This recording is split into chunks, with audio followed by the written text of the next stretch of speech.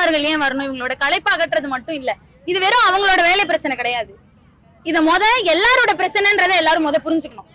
இப்ப இவங்களோட பிரச்சனை அப்படின்னு நீங்க அதை அவங்க பாத்துப்பாங்க, அது அவங்களோட யூனியன் பிரச்சனை அப்படின்னு நீங்க தனியா ஒதுக்கிக்கிட்டீங்க அப்படின்னு சொன்னா நாளைக்கு உங்களுக்கும் ஒரு பிரச்சனை வரும். அப்ப யாருமே நிக்க மாட்டாங்க. அது ரொம்ப முக்கியமான ஒரு விஷயம். எல்லாருக்குமான பிரச்சனைன்றதை இதை என்னைக்கு நம்ம உணர்றோமோ அப்பதான் நம்ம எல்லாரும் இருக்கிற இடத்துல தானே இவங்களும் வேலை செய்யறாங்க. அப்ப அவங்களுக்கான வேலைகளுக்குரிய உரிமைகளை யாரு கேட்பா?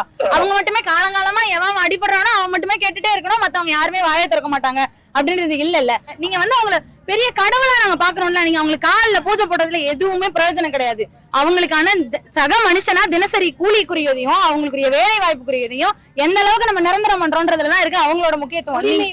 உரிமையை கொடுத்தா போதும். அவங்கள நிரந்தரமான வேலையை பிரச்சனை. இதுக்கப்புறம் நாங்க நிரந்தரமாவே மாத்த மாட்டோம், கான்ட்ராக்டா கொண்டு போயிருவோம் அப்படின்னு சொன்னா இவங்களோட வேலை என்ன ஆகுறது? எல்லா பக்கமும் வேலை இருக்குல்ல, எல்லா வேலைகளுக்கான உரிமைகளும் இருக்குல்ல. அப்ப அங்க அதை வெறும் யூனியனா பாக்குறாங்க, இங்க ஒரு யூனியனா கூட நீங்க பார்க்க மாட்டேங்கிறீங்களே, அதான பிரச்சனை.